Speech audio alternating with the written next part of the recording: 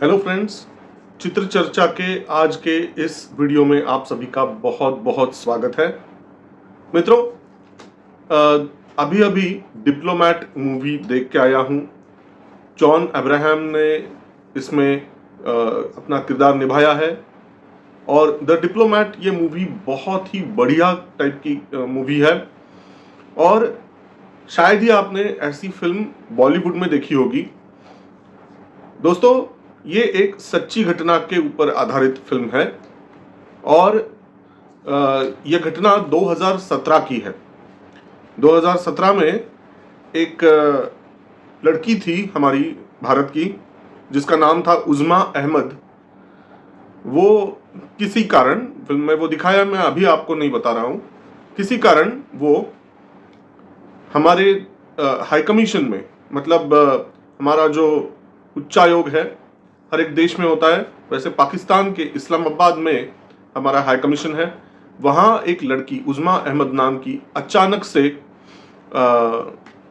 आ जाती है और वो कहती है कि मेरी जान को खतरा है, मुझे जल्दी से जल्दी भारत भेजने की तैयारी कीजिए, मैं आपसे विनती करती हूँ। इस प्रकार से वो हमारे हाई कमीशन में आकर रिक्वेस्ट करती है, विनती करती है। और उस टाइम हमारे भारत के उच्चायोग में, मतलब हमारे हाई कमीशन में उस वक्त काम कर रहे थे deputy high commissioner JP Singh. तो जेपी सिंह जो है, उनका किरदार जॉन अब्राहम ने किया हुआ है और वाकई तारीफ करनी होगी जॉन अब्राहम के एक्टिंग की। बहुत ही बढ़िया टाइप से उसने एक्टिंग की है, वो करेक्टर प्ले किया है, पोर्ट्रे किया है। साथ ही साथ उज़्मा अहमद का किरदार सादिया खातिब ने किया हुआ है और वो उसका एक्टिंग भी बहुत ही सराहनीय है। सभी एक्टर्स का एक्टिंग बहुत ही अच्छा है, लेकिन मुझे एक तारीफ करनी होगी हमारे सभी दर्शकों को। जो पता है, साउथ इंडिया की बढ़िया एक्ट्रेस, एक समय जो एक्ट्रेस हुआ करती थी, मेन लीड रोल में रहा करती थी, यानी हमारी रेवती जी। रेवती ने हमारे भूतपूर्व external affairs minister Sushma Swaraj ji, उनका किरदार निभाया हुआ है और बहुत ही बढ़िया तरीके से रेवती जी ने बड़े पर्दे पर सुषमा स्वराज जी को पोर्ट्रे किया हुआ है। और तारीफ करनी होगी रेवती जी की, क्योंकि देखिए, मतलब चेहरे में तो कोई साम्य नहीं है। रेवती जी का चेहरा, उनके हाव भाव, उनके एक्सप्रेशंस और सुषमा स्वराज जी, काफी अंतर है, मैं मानता हूं। लेकिन सभी बातें सिर्फ चेहरे पे के ऊपर नहीं होती, बहुत सारी बॉडी लैंग्वेज की बातें होती है। किस प्रकार से आप एक एक शब्द का इस्तेमाल करते हो, वो भी इंपॉर्टेंट होता है। तो जब आप रेवती जी को स्क्रीन पर देखते हो तो आपको सुषमा जी का ही एहसास होता है। आप सुषमा जी अभी वहां है, ये सुषमा जी ही है, ऐसा आपको लगने लगता है। तो इसलिए हमें रेवती जी के एक्टिंग को फुल मार्क्स देने होंगे।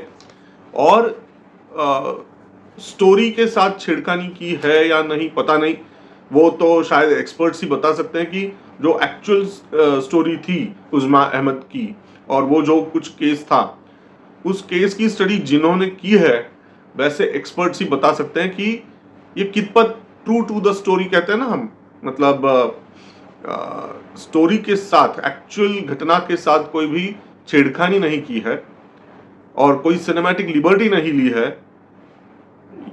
इसका जो प्रमाण है या फिर इसे जो अप्रूव कर सकते हैं, वो सिर्फ और सिर्फ इस विषय के जो एक्सपर्ट्स हैं वही बता सकते हैं।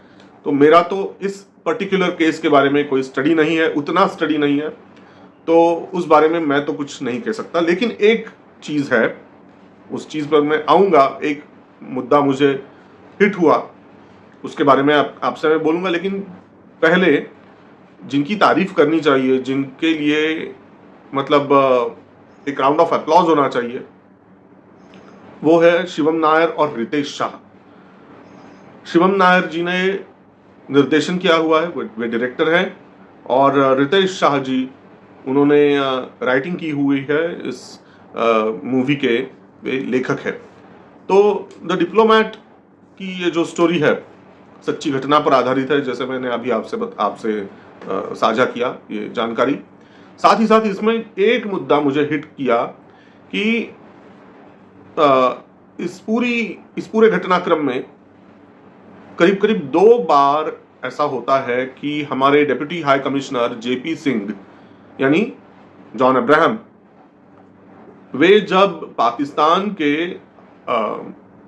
हाई लेवल ऑफिसर्स से बातचीत करते हैं तो कम से कम 2 बार, मतलब एक बार तो हायर लेवल ऑफिशियल और दूसरी बार पाकिस्तान के रहने वाले एक वकील, जिनका उपयोग उज़्मा अहमद केस के लिए करना चाहिए था। तो ऐसे 2 वाक़ये होते हैं, 2 पर्सन्स जिनके साथ इस केस के बारे में बोलते हुए जेपी सिंह कहते हैं कि क्यों ये केस आपको लेना चाहिए, क्यों इस केस को आपको गंभीरता से लेना चाहिए और क्यों इस लड़की को आपको वापस भारत में भेज देना चाहिए। तो कई सारे मुद्दे उठाते उठाते वे कहते हैं कि ये लड़की मुस्लिम है। तो मेरा एक कहने का पॉइंट ये है कि क्या ये एक मुद्दा बन सकता है? मतलब हाँ, मतलब अगर आप रियलिस्ट हो, अगर आप वास्तविकता जो है पाकिस्तान की और वहां के लोगों को एक मुद्दा आपको कन्विंस करना है, तो कन्विंस करने के लिए आप कई सारे जो उससे जुड़े हुए जो मुद्दे होते हैं वो आप उठाएंगे ताकि आप सामने वाले को कन्विंस कर सकोगे इजीली। तो इसलिए उन्होंने ये मुद्दा उठाया होगा, वो क्वाइट अंडरस्टैंडेबल। लेकिन हमारे जैसे सेक्युलर देश को, मतलब ट्रूली सेक्युलर है या नहीं, अब इसके ऊपर तो बहुत ही लंबी बहस चढ़ेगी, लेकिन क्या ये एक मुद्दा बन सकता है? क्या वो उज़्मा अहमद एक बालिग लड़की है, वो अबव 18 है, उसका खुद का डिसीजन है और अब उसका खुद का डिसीजन है वापस इंडिया आने का, भारत जाने का। क्या ये बात इनफ नहीं हो सकती? क्या उसकी जो बैकग्राउंड है कि वो मुस्लिम है इसलिए उसे छोड़ देना चाहिए? Is this a good logical explanation? What if कि अगर उज़्मा अहमद एक हिंदू होती, अगर वो हिंदू होती तो क्या उसे छोड़ना नहीं चाहिए था? अगर वो क्रिश्चियन होती, अगर वो जू होती तो उसे छोड़ना नहीं चाहिए था? केवल और केवल वो मुस्लिम है, ये एक मुद्दा बन सकता है। ओके, जो हुआ सो हुआ 2017 में। एक्चुअल में क्या हुआ पता नहीं, वो तो सिर्फ और सिर्फ जो एक्सपर्ट्स हैं वही बता सकते हैं। लेकिन एक मूवी की नजरिए से अगर आप देखेंगे तो डेफिनेटली ये बहुत ही रोचक, और ना सिर्फ रोचक, ना सिर्फ एंटरटेनिंग, बल्कि एक्चुअली डिप्लोमैट्स का जीवन कैसे होता है। इसमें कोई फाइट सीक्वेंस नहीं है। हाँ, एक कार चेस का सीन है, बहुत ही इंटरेस्टिंग है, लेकिन एक्शन सीन्स ना होते हुए भी ये मूवी बहुत ही मतलब थ्रिलिंग बन जाती है, क्योंकि स्टोरी में बहुत बड़ा ड्रामा है। एक्चुअल स्टोरी वाला जो ड्रामा है ना, वो इतना एंटरटेनिंग है और इतना मतलब दर्शकों को खींच लेने वाला है कि बाकी कोई मारझाड़ की जरूरत ही नहीं है। स्टोरी में उतना दम है बेसिकली, और उसके ऊपर अच्छा सा निर्देशन और अच्छी सी एक्टिंग सभी की। तो मेरा कहने का तात्पर्य यही है कि ये मूवी आपको बड़े पर्दे पर जाके देखनी चाहिए। हमारे हाई कमीशन में, मतलब हमारे फॉरेन अफेयर्स मिनिस्ट्री के अंतर्गत जो भी कई सारे एम्बेसडर्स होंगे, डेप्यूटी हाई कमिश्नर्स होंगे, बहुत सारे देशों में अभी काम करने वाले, उनका जीवन कैसे होता है, उनके सामने कौन सी कठिनाइयां आती है, कौन सी चुनौतियां आती है, और उन चुनौतियों के ऊपर वे हल कैसे ढूंढते हैं, कैसे हमारे नेशनल इंटरेस्ट को सेफगार्ड करते हैं, उनका चुनौती भरा जीवन कैसे होता है, उनका काम करने का तरीका कैसे होता है। पाकिस्तान जैसे हॉस्टाइल देशों में उन्हें कौन सी कठिनाइयों के ऊपर काम करना पड़ता है। मतलब कठिनाइयां है, प्रतिकूल परिस्थिति होती है, चुनौतियों से भरा हुआ वो देश होता है, हॉस्टाइल देश होता है। वो बातें तो आप चेंज नहीं कर सकते हो रातों रात, लेकिन ऐसे एनवायरनमेंट में आपको अपने देश के हित संबंधों की रक्षा करनी होती है, हमारे देश के जो देश से जुड़े लोगों के का भी रक्षण करना होता है।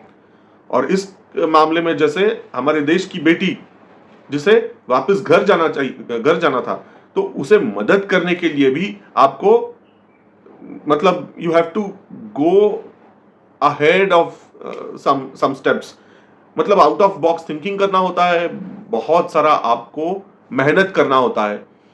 तो ये सभी बातें आप इस मूवी में देख सकते हैं। जिनको आगे जाके अगर आईएफएस बनना है, इंडियन फॉरेन सर्विस में जाना है, तो उनको डेफिनेटली ये मूवी बहुत ही अच्छी लगेगी कि कौन से काम आपको करने पड़ते हैं।